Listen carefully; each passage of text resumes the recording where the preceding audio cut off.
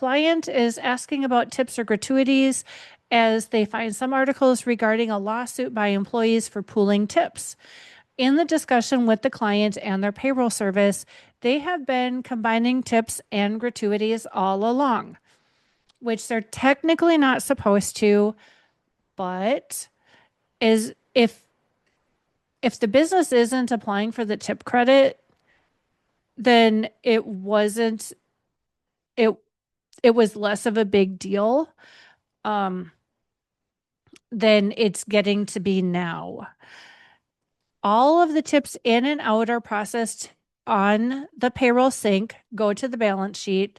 So since the beginning of the year, they have done this and want to know if they should go back and fix it. I know from researching the new W-2 that these two payouts have different treatment, both for the recipient and the financial reporting. Should they go back and fix it from the beginning of the year? I mean, the short answer is yes, it should be reported correctly. But the next question kind of throws a wrench in that. What responsibility do I have for not knowing? They let the bookkeeper go and the COO took over their duties. They don't track gratuity revenue on the P&L. Maybe this is more about frustration over a client who may believe it's not important to let me know. Yes, gratuity revenue, like anytime you go out to eat and there's a gratuity or an automatic tip added to your receipt that you are compelled to pay as part of the purchase, that's a gratuity, and that is revenue to the business that puts the gratuity on the receipt. Then there would be a gratuity expense for when that is paid out to the employees, because gratuities don't have to be paid out to the employees. They have a completely different set of rules governing them.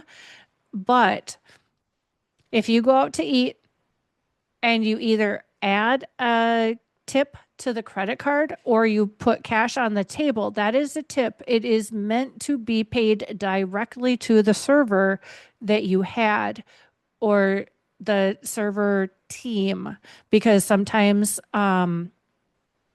you'll have like the person that takes your order, then you'll have the person that delivers your food, and it could be a different person that fills up your water or whatever. That just it's a team to make that restaurant experience an enjoyable one instead of it just all being on one person. And when a tip is considered a free will offering for exceptional service, and a gratuity is something that you're forced to pay, they do need to be tracked separately for bookkeeping and for payroll. If gratuities get paid out to the employees, it's wages. When tips get paid out to employees, it's a tip. And there is on the 941, there is a separate spot for tips. And on the W-2, there is a separate spot to report tips. And it's really important it was important in 25, but we didn't know it was important in 25 until after the 4th of July. And the rulings kept coming in. I think the latest ruling on this was just a couple weeks ago at the beginning of February 2026. And so there's not the IRS has basically come out and said that they're really not going to penalize people for using their best guess for qualified overtime that's not listed on the W-2 or for tips that are not specifically listed on the W-2, as long as you have proof that you have a tip and it's not a gratuity or a payment for service. So, but for 2026, there is no grace period. It has to be correctly reported on the W-2. So now there's a lot of us that are bookkeepers that are backtracking and trying to fix the books or fix the payroll. And like I said on the last question, I think there's going to be a lot of corrected W-2s because things, because we've got almost 2 months now where it's possible that things were not correctly reported, but there was definitely 6 weeks where some of the rules and some of the software didn't have the capability of putting things correctly into the flow so that they're going to go on to the right parts of the 941 and the W-2.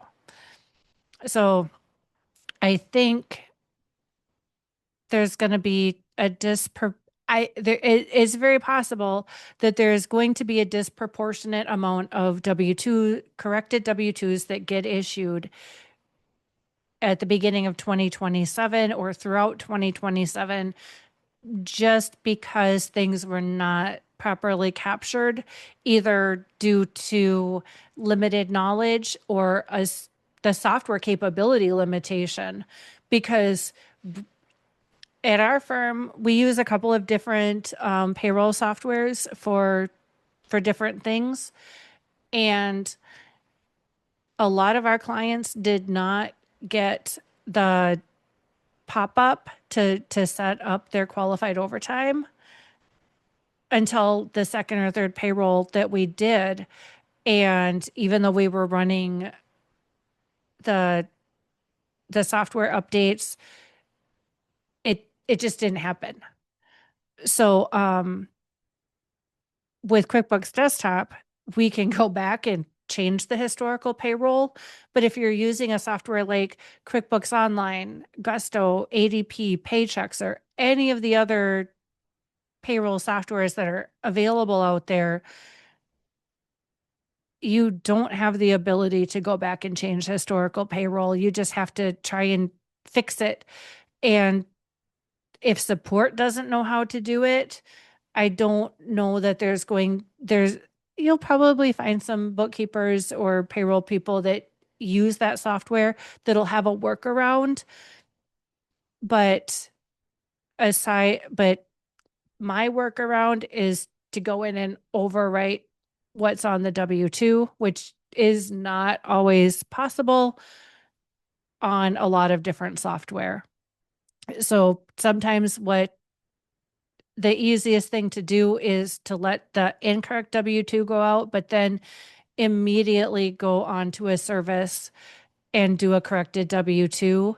And the employee will need to, when an employee gets a corrected W-2, they need to take the original W-2 and the corrected W-2. Both of them need to go to the tax preparer to get their taxes done, because a corrected W-2 is only going to report things that changed, not things that stayed the same.